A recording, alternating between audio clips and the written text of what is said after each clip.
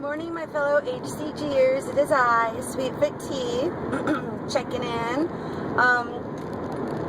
I did not weigh this morning because just like when I got into the Wonderlands, I just wanted to revel in the number. I didn't do bad yesterday, but I ate some, okay, you guys might think this is gross, but my boyfriend makes it so good. Chicken hearts and gizzards, and he made mine with no oil, and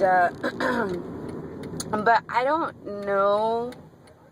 I mean, I'm sure a heart and a gizzard is not very big in fat, so that's kind of what I was counting on, but I'm not sure, so I don't know. I just didn't want to get on the scale and be back in the 190s today, just in case. So today I am not very busy. I'm done with work at around 11, so that gives me the rest of the day to hopefully not want to cheat. You know, I've only got a few more days. I believe I'm done by next week. I'll be done, maybe? I'm not sure. Oh no, here's that glare. That was killing me last vlog. Ugh. Okay. Yeah, so hopefully I'm still in the new decade. But non-scale victories, I'm wearing a skirt today that I haven't even been able to pull over my thighs. And a skirt that once kind of made me look like divine. How we had that big old tummy, you know. Anyway, so non-scale victory. I'm wearing this skirt and rocking it today, looking good. So I have a client who is in the hospital right now. She has bone cancer. And I hadn't seen her in a while, and threw her out a text saying, you know, it's time to come in, I haven't seen you, it's time. And then she tells me that this has happened. It's just so crazy because I went and saw her yesterday. She looks very, very ill. You know, we joke about how she's finally, you know, at the weight that she's wanted to be or whatever. You know, even though we're joking, it's kind of like, just brings to the surface, you know, I've been heavy my whole entire life. It's only been since my late 20s that I even thought about losing weight. Of course, I'd always wanted to be able to fit in clothes a little bit differently and whatever, being younger, but for the most part, I was okay with being heavy. And so it's really been about the last 10 or 12 years that I've really, you know, started the whole changing my eating, working out, and all this and that. But it just brought to my attention that for the past 12 years, you know, she doesn't even have 12 years left of her life. She's very young, and there were no symptoms. Her bones started breaking. Like, she had broke some ribs. And that was the last appointment I had seen her. She goes, oh my God, I broke my ribs. Like, we were like, what the hell? That's crazy. And then it just kind of snowballed from there, started from there, and she's not getting better, and that's it. This is it for her. She said that they gave her maybe 5 years, but then she has to choose between spending the next 5 years being sick, taking radiation, bone marrow transplants, and right now her kidneys are failing. She has to choose between suffering for the next 5 years or not taking the medication and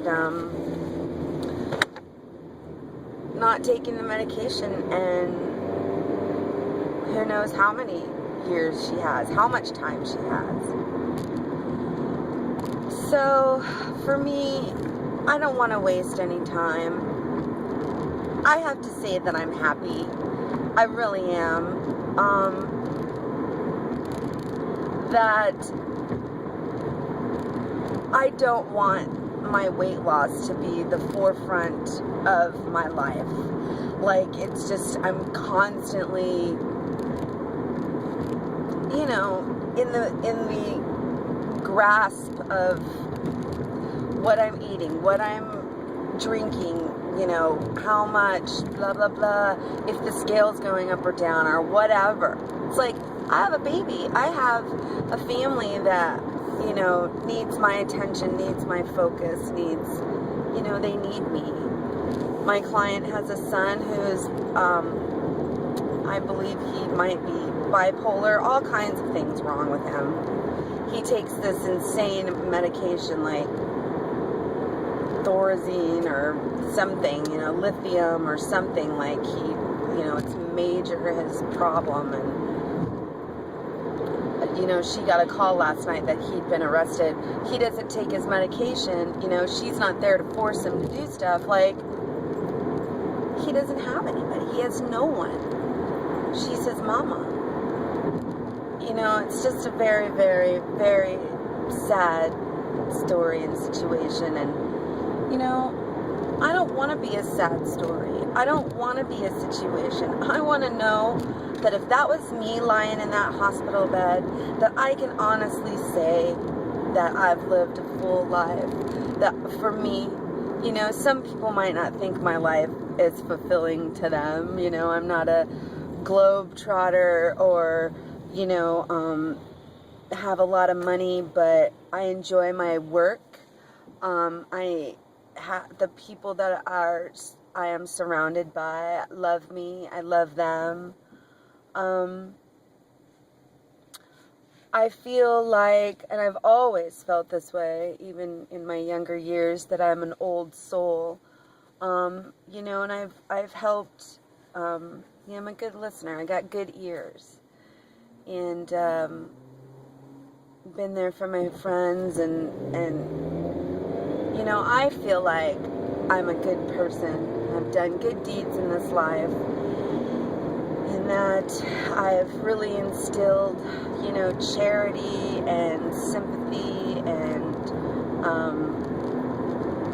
in my son, in my older boy. You know, he's very sensitive like his mama. So I don't know, I don't mean to bum everybody out. It's not really, it wasn't really supposed to be like, oh, poor, you know. It was supposed to just let you guys know that you know, I don't talk about things that I ate, and I don't talk about, you know, stuff that, you know, I'm pop or mop or, you know, whatever the situation might be, because I don't want to think about it like that. I don't want it to always be in the forefront of my freaking brain. You know, what am I eating? What am I doing? I want to live. I want to live.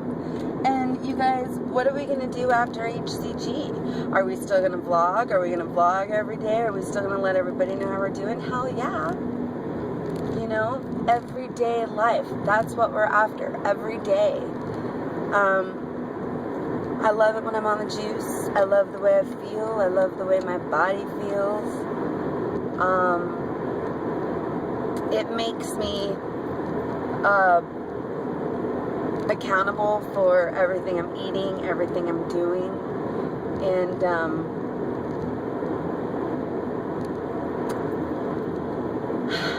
it has to be my life. I have to be accountable for my life. I have to be accountable, not HCG, me. I have to be accountable. So, for the rest of my life, I'm going to be happy.